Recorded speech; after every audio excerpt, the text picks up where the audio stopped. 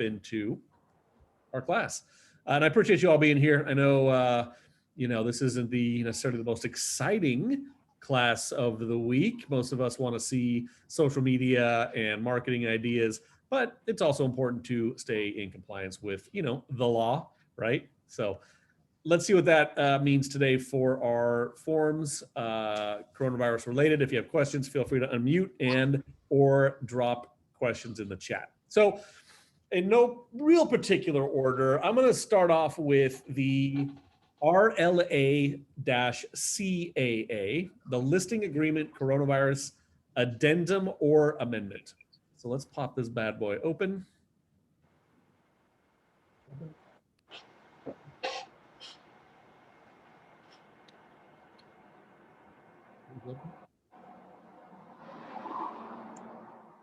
All right. Zip Forms is not my friend right now. Let's try this again. Oh, I think I know why.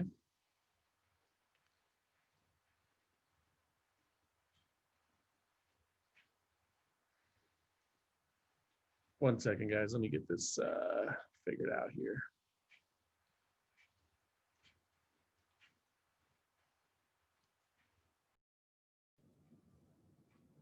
Okay, and we're back. All right, I opened it. It's working.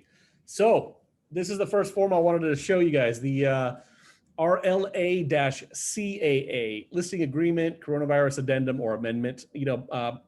Briefly, the majority of these documents have really not been updated because we're still in the middle of a pandemic. In fact, by all accounts, it seems to be getting worse before it's been getting better. So with that said, it's probably not going to change anytime soon in terms of these regulations and our current way of conducting business. So with that said, most recently these forms were updated back in like July. Okay, so what is this one? Well, this addendum or amendment is designed to accompany the residential listing agreement to incorporate some things that are COVID related, coronavirus related. So an addendum or amendment, what this means is if it's an addendum, it means you're signing this at the time you're taking the listing and signing a listing agreement. If it's an amendment, that means you're incorporating it into an already existing listing agreement. Okay, by the way, when you guys are negotiating all of your transaction, that's the difference between an addendum or an amendment. Addendum is adding something to a contract prior to it being ratified. Amendment means changing something.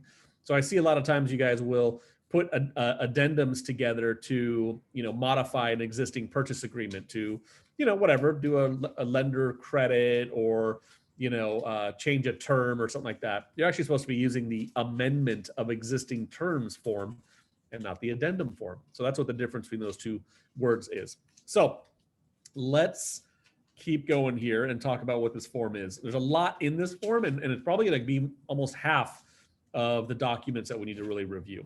So the first paragraph here is just a quick explanation about why this form exists regarding the coronavirus pandemic and, basically just the local city, state, county, federal restrictions that are in place. And it does note here that we, as agents and brokers, are going to comply with all COVID-19 directives, whether or not a instruction was made otherwise. So, we can't let a seller dictate us to do something that is not in compliance with regulations. For instance, conducting a traditional open house. I've heard many agents tell me that their sellers are saying, I want my house to be held open. Well, we can't do a traditional open house. And so this form is saying that we are not going to do anything that is out of compliance with any sort of regulations, for fair housing laws, and so on. Okay. So what's in this form? Well, number one, property showings. And the default here is that the seller is going to agree to allow prospective purchasers to come into the property, and the seller is advised that anybody that comes in the property could be infected with COVID-19. So we have to make the sellers aware of that. And we are going to, by default, give the seller a copy of our lovely PED form, the Property Entry Advisory and Declaration, the PED-S for the seller. And we're also going to tell the seller what the best practices guidelines and prevention plan for showings is as well. So you can see in here, paragraph 1A, those paragraphs are automatically pre-selected here that we are going to provide the seller and have them sign their own PED-S and give them the BPPP form, which we're going to go into pretty thoroughly today because I get a lot of questions around what are we supposed to be doing for showings, okay?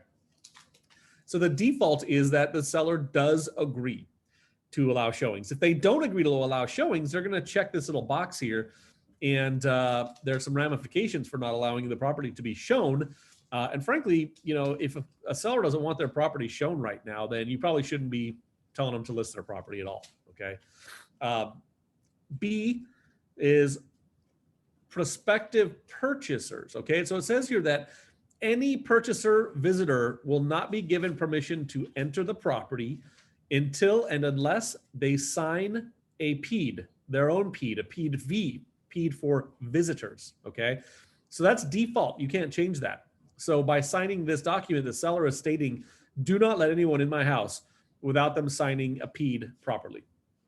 Now, they can further limit the type of entrance by saying, B2, I want to see verification that they're financially able to purchase the property, such as bank statements for all cash or a pre-qualified or pre-approval letter from a lender or loan broker. So by checking this box, the seller is instructing us to not let anyone in the property without them showing us proof of funds and or a pre-approval letter, okay? And then paragraph B3 says, another option, the buyer would represent that they previously viewed the property online. Remember, showings are supposed to be virtual if at all possible. So we can limit, again, somebody to coming into our property by having them represent that they've seen the property online, either the pictures or a virtual tour or a Matterport or something along those lines, okay? So those 2 and 3 are optional. They are more restrictive in terms of who goes into the property. And I think you guys, for the most part, are only showing pre-approved buyers. So maybe it's wise to only allow in pre-approved buyers and see somebody, you know, have them provide evidence and a pre-approval letter before entering the property. Okay, so you can restrict that if you choose, if the seller chooses. So that's number 1, property showings. Paragraph 2 is marketing activities. So what does the seller allow or not allow? Okay, so it says here, in furtherance of the goal of selling the property and provided the broker and others sign the PEDs, the seller agrees to access the inside or outside of the property for all marketing activities, okay? Now, it says including but not limited to those listed below, or only these listed below that are checkboxes, okay? So what does this basically say? Well, it's saying, what can we do for marketing? And the way the form works is that the seller is giving us complete permission to do all of our normal marketing activities, unless we either check this box that says the seller doesn't agree to specific marketing, or that they only agree to whatever items you might check here, right? So maybe the seller says, I only want you to put a sign up and conduct your visual inspection, and that's it. No other marketing is permitted. They would then check those 2 boxes to say, I'm only allowing this. If the seller says, do whatever you got to do all your normal marketing, you leave everything blank. I get this question a lot. If the seller's allowing all marketing, then you just leave all the check boxes unchecked. And that's the most, the loosest in terms of restricting any sort of marketing activities, okay? Hopefully that makes sense. Again, if you have questions, please feel free to comment or unmute yourself. Paragraph 3, post acceptance and other necessary sale activities. Once again, it's basically saying that the seller is going to allow us to do all of our normal sale activities, such as HOA site inspection, appraisal, any other government inspections or permit approvals, your AVID, putting up and taking down fumigation tents, conducting final walkthroughs, packing belongings, preparing home inspection, performing repairs that have been agreed upon, okay? So if the seller says, do everything you normally do, you leave the form as it is, basically. Now, if they do not agree to any of the normal sale activities or post-acceptance activities, they would check this box. And each one of the times it says to restrict, we would need to go and take a look at paragraph 4, which we're going to look at in just a second here. Okay. So again, listing agreement addendum for a new listing covers 3 areas: showings, marketing activities, and sale activities after we open escrow. If the seller's cool with everything, basically leave the form as is. If they're going to restrict anything, they can restrict the type of showings, they can restrict the marketing activities, or they can restrict sale activities. I'm not seeing a lot of restricting right now. It seems like most sellers understand the risks and are allowing everything, but this is a topic of conversation. So don't just send this to anybody ever with any of your contracts or forms. You're always going to call them up and have a discussion about what the form means and how it can be used, and whether they should allow or not allow specific activities. On the second page of this addendum, this paragraph 4 that's referenced numerous times, if the seller does prohibit or limit access to the property for any of the 3 previous paragraphs, showings, marketing, or sale activities, then the seller needs to understand that restrictions could have potential ramifications on their ability to sell. In fact, in bold here, well, let me get to the bold part in a second. It says here that typical activities conducted or in preparation for a real estate transaction are normal, and if they are restricted, any of the restrictions may limit the value or desirability of the property. Okay, so we all know that the fewer people that can come in, the fewer activities we are allowed to do with marketing or post acceptance activities could restrict the value of the property. Meaning, if we don't let everybody in and only a handful of people can come in, you're limiting the amount of offers. If you're saying you're not going to do any repairs because you don't want repair people in the house, amount of money that you can ask for your property or that you might get. Okay, so we need to tell them about that. And also, the bold section here basically says that if you are going to limit any sort of activities, marketing related, showing related, etc., then you may need to hire seller, you may need to hire a real estate attorney to draft language around these restrictions, because the purchase agreement states that the buyer has certain rights. And yet, if you are the seller and you're saying no inspections, no repairs, well, that limits the buyer's rights per the contract and the purchase agreement. So you may need to hire a real estate attorney to draft the applicable language, so that way you don't put yourself at risk of limiting certain accesses. Okay. All right. Paragraph 5, property showing and access rules. Basically, this is stating that there is a real estate related checklist that the Department of Public Health has published specific to real estate.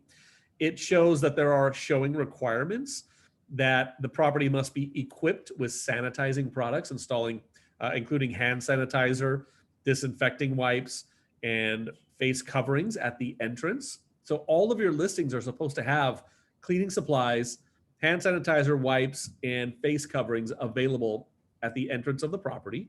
Okay.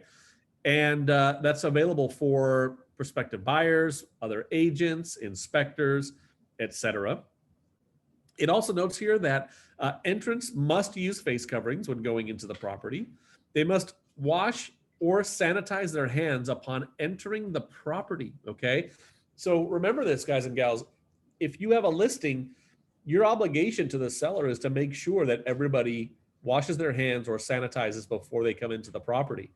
If you, as an agent, are showing property, you have an obligation to make sure your clients and yourself wash your hands or sanitize before you go into the property.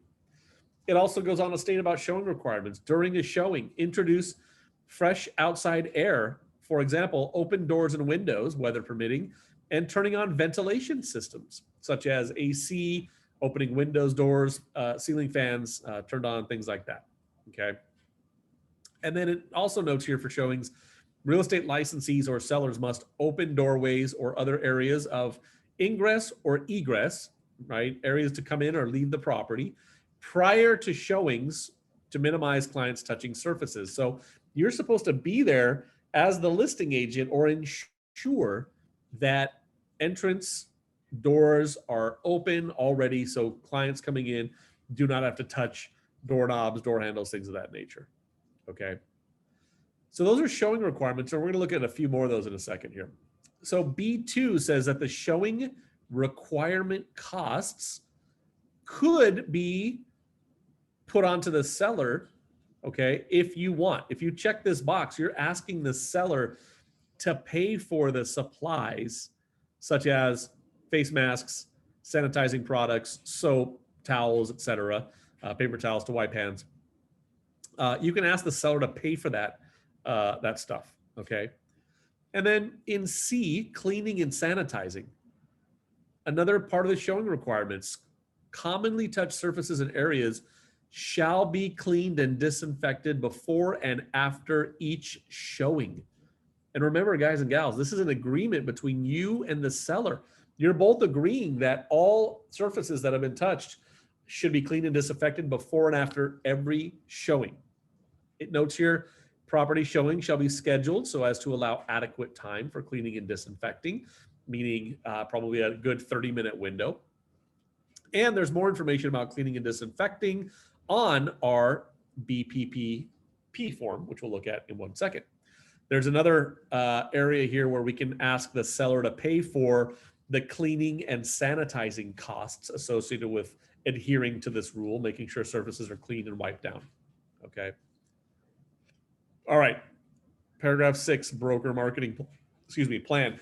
This basically says that if the seller asks us to alter any of the showing requirements, marketing efforts, or post-sale considerations, that any sort of marketing plan you've given to the seller is automatically modified to incorporate those requests, or you will provide an addendum to those marketing plans. Okay, let's keep going. 7, temporary withdrawal of property from the market. So this paragraph addresses the ability for the seller to pull their home off of the market for a short period of time or whatever temporary period of time they choose, and you will pause marketing of the property.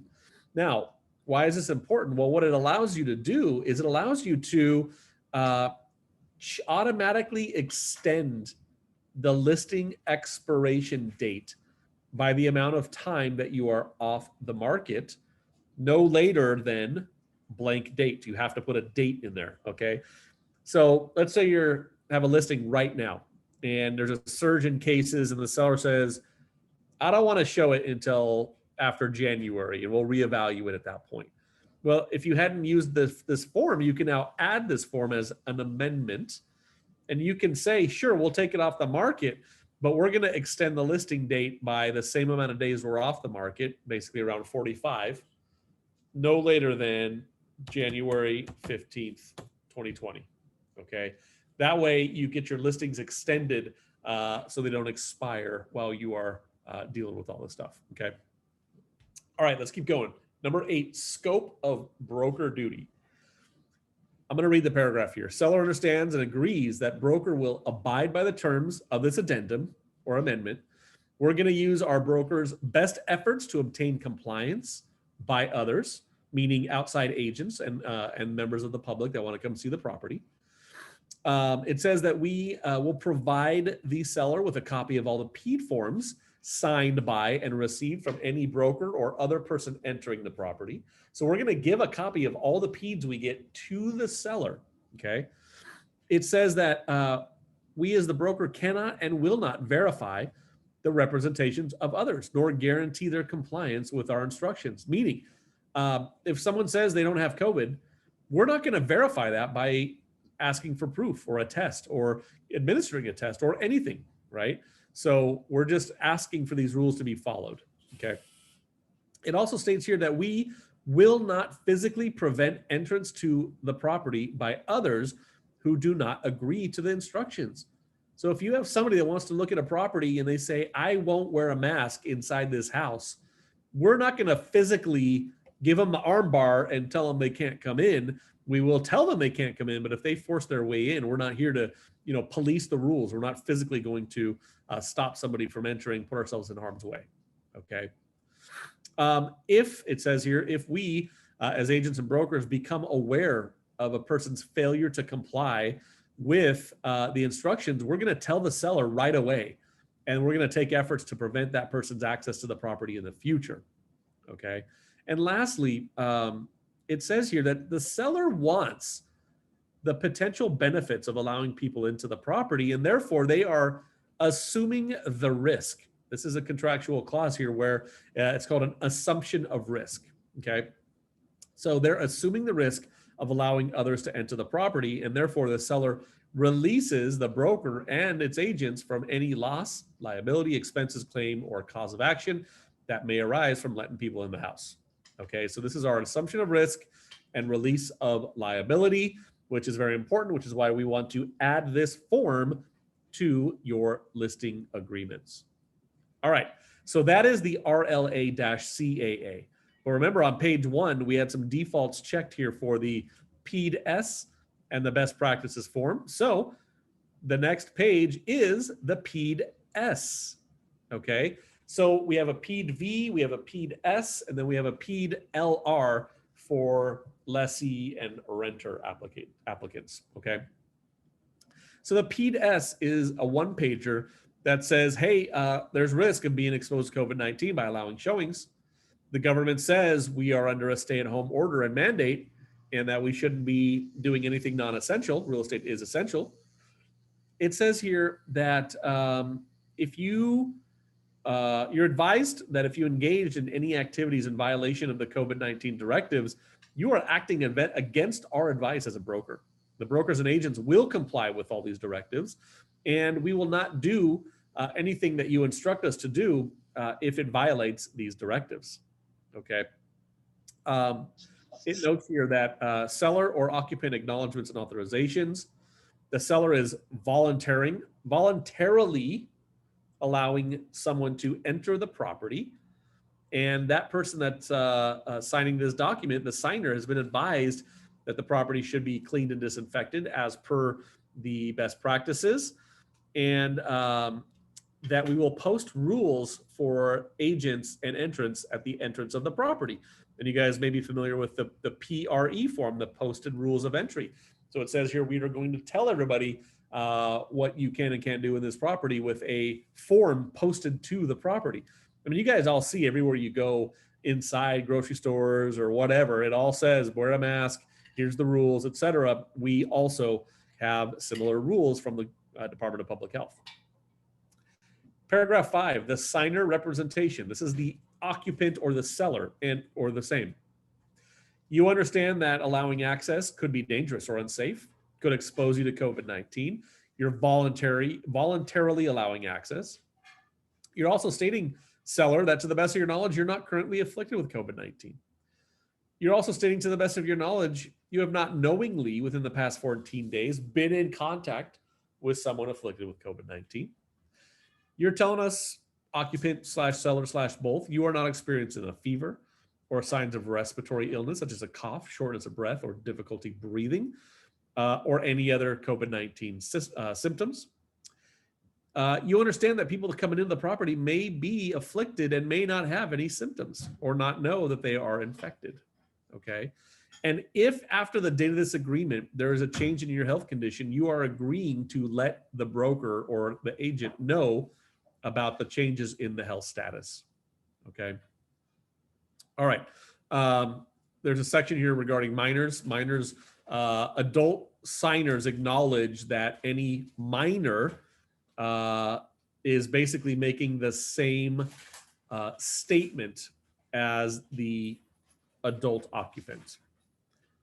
Paragraph 7 would be any exceptions to this information. We see this a lot when we have at-risk people. If you have a grocery store worker or a doctor or a nurse or somebody that is likely to be exposed to somebody with the coronavirus or COVID-19, you can type in here that, seller is a nurse going to a hospital daily, okay? If you know they work in the COVID-19 department, you can reference that. So anytime you have a seller that may be exposed or higher risk, you can note it in the exceptions here, okay? All right, paragraph 8, agreement, declaration, and assumption of risk, okay? By signing below, occupant, you understand and agree that no one, including brokers and agents, can guarantee that you will not be exposed to or contract COVID-19, and you're taking on all of the risk for allowing these showings. So that is our PED-S, PED-S, again, attached to the RLA-CAA. All right, last, we have a 2-page BPPP, Best Practices, Guidelines, and Prevention Plan. And folks, read this thoroughly. You really need to understand what's in here for your own benefit practicing real estate during our pandemic. So the California Department of Public Health says that as a real estate brokerage, we have to establish a COVID-19 prevention plan while we conduct our essential activities of selling real estate.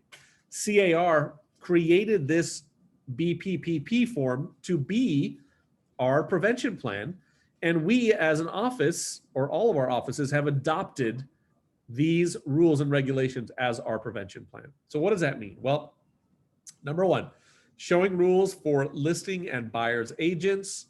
Number 1, use virtual tours instead of in-person showings whenever possible.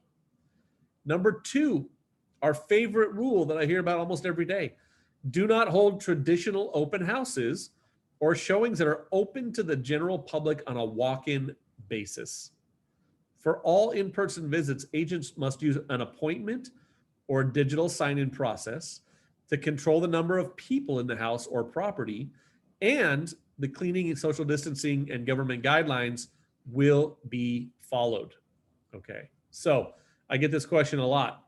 I see open house signs out.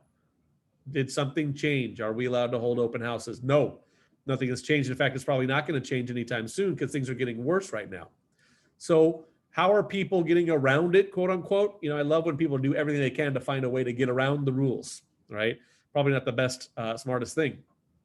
But the guidelines regarding open houses are clear. No traditional open houses, and they use traditional in quotes. So number 3 says, well, what is a non-traditional, quote unquote, open house? If you are going to do this, if you're going to hold a non-traditional open house in compliance with government guidelines, then any open house signs and advertisements shall include a rider or express condition indicating that appointments or digital sign-in are required before entry. And I think this is what other companies are trying to do in terms of allowing their quote unquote non-traditional open houses. In fact, I had an agent send me an email today with a local company reaching out to try to hold their listing open, much like we did pre-pandemic. So with that said, CAR has acknowledged that there is such a thing as a non-traditional open house. So to me, what that means is, well, can you as an agent sit at a house on Sunday from 1 to 5? Yes. Can you allow someone to walk off the street into the house? No. Can they book an appointment with you to see the house? Yes. Can they do that? Can they book an appointment with you right there on the spot? Yes. Can they, must they sign in digitally to the open house? Yes. Must they sign a PED before entry? Yes. Must the property be cleaned and disinfected before they go in and after they leave? Yes. Right? All the other showing rules absolutely apply. Now, I have had CAR tell us that any signs should not have the words open house on them.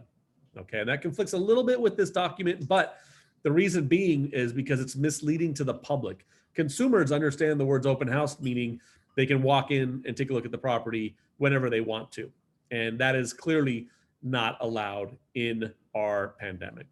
Okay, so I did want to highlight a little bit about what a non-traditional open house looks like. Okay. Number 4, only one listing agent and one buying party are to be allowed in the dwelling at any given time during the showing. A buying property may be more than one individual buyer and may include one agent for that party. Now, every city and county have more or less restrictive designations for what a buying party is. I believe LA County says no more than 2 people, regardless of the size of the buying party, and the agent in a house at any given time. There is a link on CAR site that goes county by county and city by city regarding showing restrictions. And so before you show property, you need to be abundantly aware of what that looks like. Okay. Number 5 here says show houses with occupants not present when possible. So ideally, your sellers are vacating the premises while the showing is occurring. That includes sellers, tenants, any occupants. Okay. Agents should meet clients at the property and not drive the client to the property. So you should not be allowing anybody into your car to go look at the properties. They need to meet you there. The listing agent must post the form PRE, Posted Rules of Entry, at the entrance of the property. And these rules for entry or a link to them should be a part of any online public and MLS listings, meaning you should post a link to the PRE form in your MLS listings. And there's a space for it that CRMLS created to be able to do exactly that. Okay, so all your listings should have a link to the PRE, and the link to the PRE is found on CAR's website. Okay. Let's see here. Number 8, remind people of social distance. Don't touch anything. Number 9, agents or occupants should open doorways, should introduce fresh air into the property by opening windows, operating ventilating systems, turning fans on, and things of that nature. Number 10, all information must be delivered electronically. Discontinue providing handouts or other types of promotional or informational materials. This is the stem of the flyers issue. A lot of people ask me, can I put flyers out? Can I put flyers out? I'm not going to knock on the doors. Well, this statement here says that all materials should be delivered electronically, and CAR believes, and probably rightfully so, that this extends to door hangers, flyers, stuff left on properties. Okay. All right. The next part of this form, cleaning and disinfecting the property.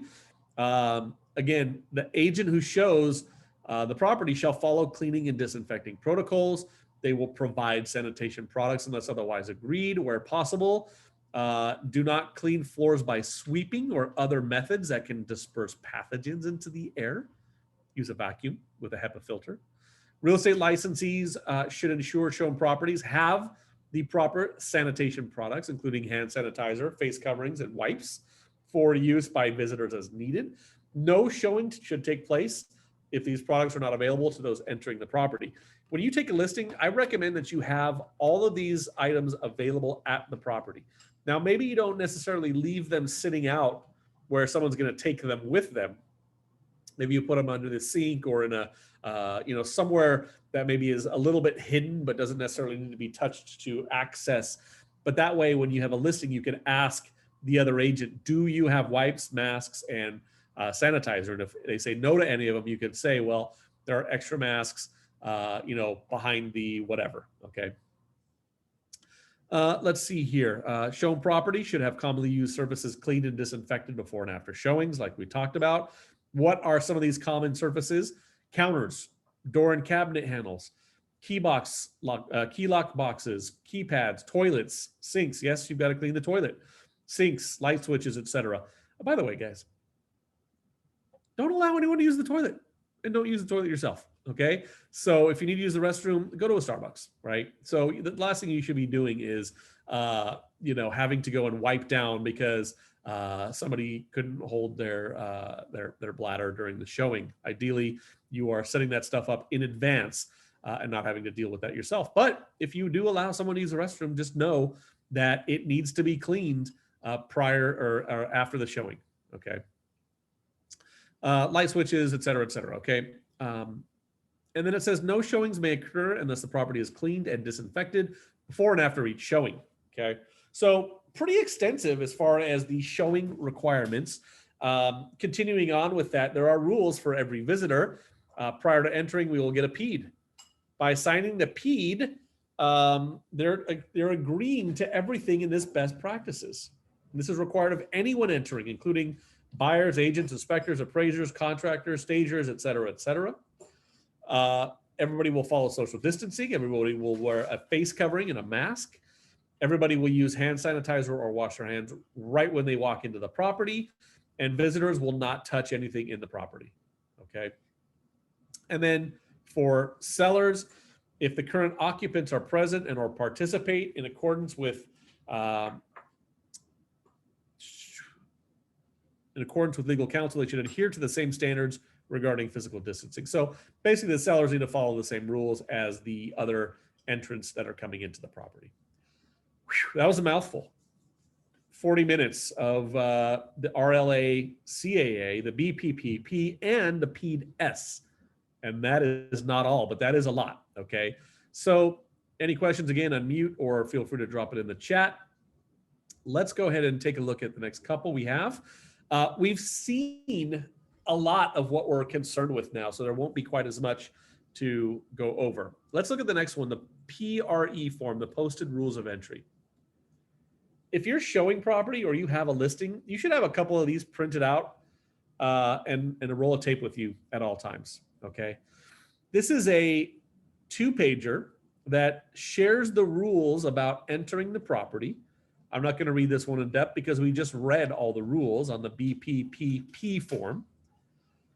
And then there's a graphical, an infographic for those same rules. So what is your obligation with this form? Just tape it up on the inside of the door or inside the wall right when you walk in. That's it. That's your requirement, though, is you need to have these posted on the property. If you are a buyer's agent showing property, or you have a buyer you're showing property to, you should also have this infographic in case it's not on the listing, so you can tape it up yourself and have it available on the property. Okay, that's it for the PRE. Okay, let's see, where do we want to go next? The next one we will look at is the PED-V.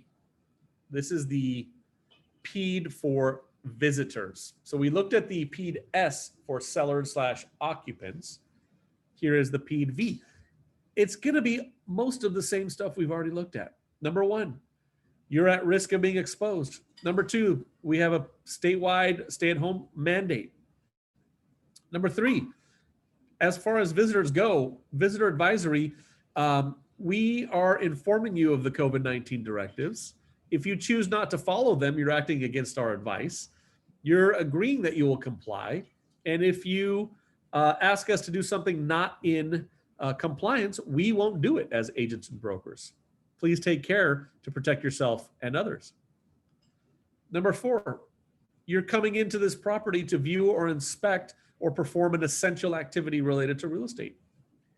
Number five, you're going to follow these rules. Whether you're a buyer, a tenant, an agent, an inspector, any occupant, you are going to follow the rules on the posted rules of entry, okay? You're going to follow federal, state, and local laws regarding stay-at-home orders. Even though they're changing rapidly, we're expecting you to be aware. Entrance, okay, we're talking to the entrance now. You're going to exercise care to protect yourself when you walk into the property.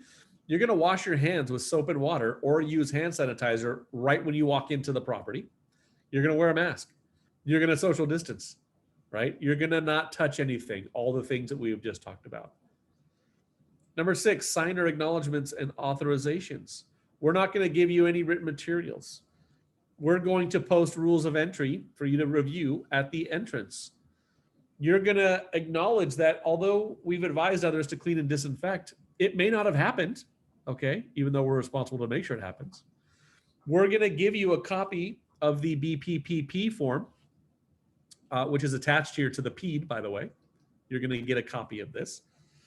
And you're going to understand that you can obtain more information from the California Department of Public Health at the link that is attached in this document here, okay?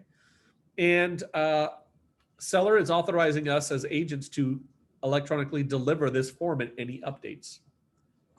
Now, number 7, signer representations. You understand accessing the property may be dangerous and could expose you to COVID-19, and you're voluntarily doing this. You're representing you're not afflicted with COVID-19. You're representing you have not purposefully, knowingly been in contact with somebody affected within the past 14 days. You're representing you're not experiencing any symptoms. You understand that people that do have COVID-19 may have no symptoms. They may not be aware that they're afflicted, and they may not voluntarily agree to disclose their condition. You're agreeing that you will inform your broker that after the date this document is signed, you will notify the broker if there is a change in the health condition. By the way, when I say the word broker, it means all of us as agents and the brokerage, okay? So you will notify any changes in health condition. Number 8, any minors, the adult is taking responsibility for their care, safety, and conduct in the property. And we will make a note of all the minors that are coming in paragraph 9. And then lastly, number 10, agreement, declaration, and assumption of risk. Again, this is where we are pushing the assumption of risk onto the client so that we're not responsible for them. By signing below, you, the entrant, are declaring the foregoing is true, everything that's previously on this form, that you agree to take all recommended and reasonable actions to protect yourself and others from exposure, and that you assume the risk of entering. You also understand and agree that no one, including but not limited to real estate agents and brokers, can guarantee you will not be exposed or contract COVID-19. By signing below, you're agreeing that you have received a copy of the posted rules of entry, the BPP, and have reviewed the posted rules of entry. Everybody signs, including, guys, you as agents. You need to put yourself on here as a real estate agent and put your license in there, because you need to make a representation every time you go into a property as well. Everybody signs. And then we have a copy of the BPP form that we just reviewed. Same exact document is attached here, okay? All right, let's keep going. Basically, we have 2 more forms, okay? They relate to each other. One is the coronavirus addendum or amendment. This is going to be on your purchase side, the buyer side of the transactions. It could be used on the seller side as well. What is this? Well, basically, on a bigger picture, the purchase agreement doesn't have any sort of way to deal with unforeseen circumstances. I can't remember exactly what they call them in the law, but basically what this is an attempt to resolve any sort of unforeseen circumstances, or what they call force majeure. Meaning if there is like a superhuman act that happens, it can cancel a contract in most law, but that doesn't pertain to real estate law. And there's nothing in the purchase agreement that addresses it. So this form is an attempt to address if there is a coronavirus circumstance that we did not expect. So as kind of is normal, and we've seen on the other forms, the first paragraph is talking about the pandemic and the reason why this form exists. The second form is letting us know that this form is to address contractual obligations up front if there is an unforeseen circumstance. Number 3 here is stating that if there is an unforeseen circumstance and this form is agreed, we will use the notice of unforeseen circumstance form, which we'll look at in a second, or it's attached if we check the box. Real quick, going backwards, this is an addendum or amendment. Addendum meaning you're submitting this with an offer as you're negotiating a new transaction, or an amendment meaning you are altering the terms of an existing transaction, an existing escrow. If you're submitting this as an amendment because something has happened COVID related, you would then check the box and include the notice of unforeseen circumstance form and state, here's why we're asking for these changes to be made. So what are we asking? Well, paragraph 4 addresses the options here. There's 3 options. One is to extend the time for buyer to remove contingencies.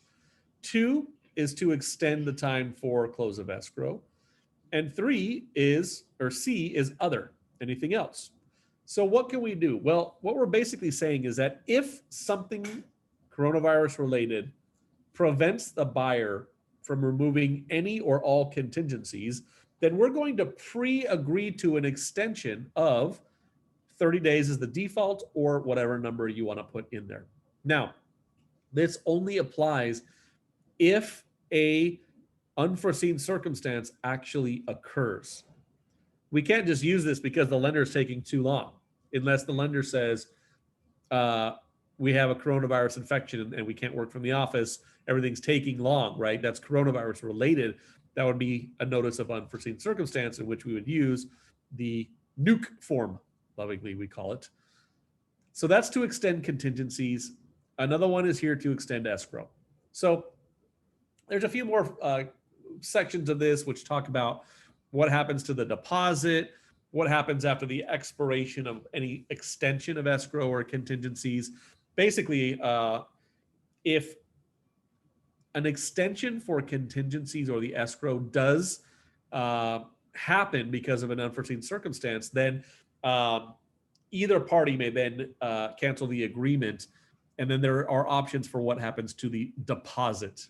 The deposit default is that it was returned to the buyer, but it could also be sent to the seller automatically, depending on how you fill this form out. Okay. So that's what you're basically pre-negotiating or negotiating after the fact.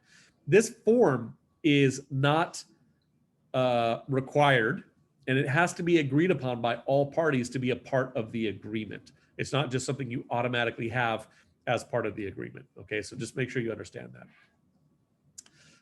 Lastly, paragraph 5, there's an or section that is to immediately cancel the agreement based on the unforeseen circumstance that has occurred.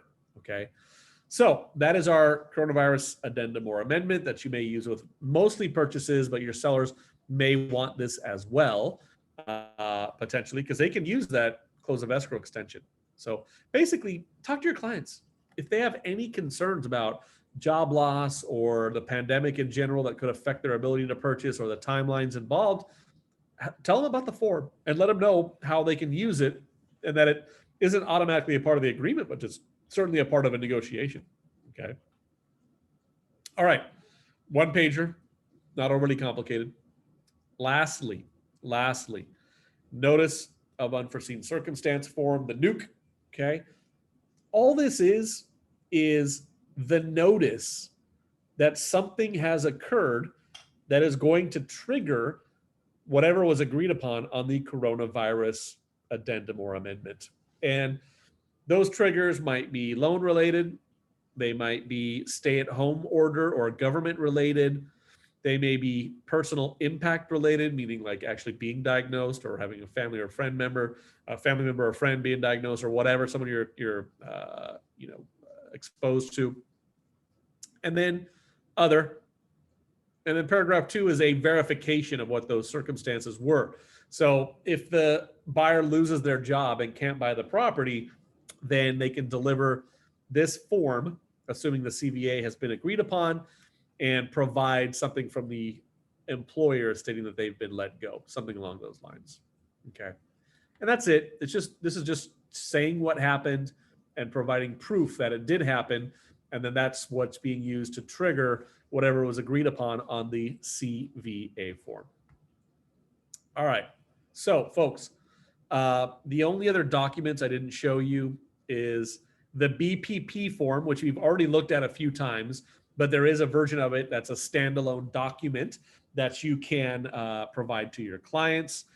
And that's it. There is a standalone PED-S form for any other occupants of a property. So that might be a tenant in a property that would sign the PED-S as well. You wouldn't use the listing agreement addendum because the tenant doesn't sign the listing agreement and the addendum. All right. Wow, that took up a full hour. I thought I was going to make it a quick one. I didn't. You guys know I like to talk sometimes. So, bear with me. I hope you enjoyed. Any questions out there in Zoom land that I can answer for you guys? No, thank you, Nick. You, everybody. Thank you, Stella. Appreciate that. Yeah, thanks, Nick. Got it, Jesse. All right, folks. We will wrap it up. I appreciate all of you. Be safe, stay healthy, and I will chat with you on our next call. Talk to you soon. Have a good one. Thank you. Bye-bye. All right, bye everybody.